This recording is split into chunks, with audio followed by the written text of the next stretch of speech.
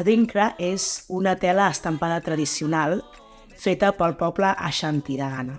Els símbols que decoren aquesta tela es diuen símbols Adinkra, per exemple aquest o aquest, i representen amb un to filosòfic o moralitzant conceptes complexos o aforismes amb una intenció moralitzant.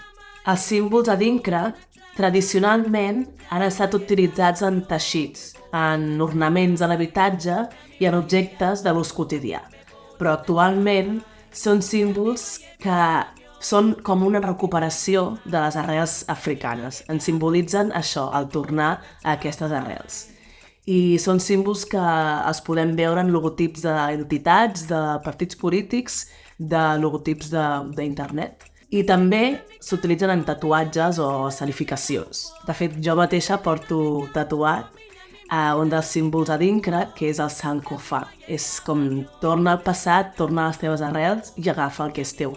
Cada símbol Adinkra té el seu nom propi, amb el seu significat i el seu proverbi. Aquestes paraules de saviesa reflecteixen les creences religioses, els valors socials, la filosofia i la història política del poble Akan.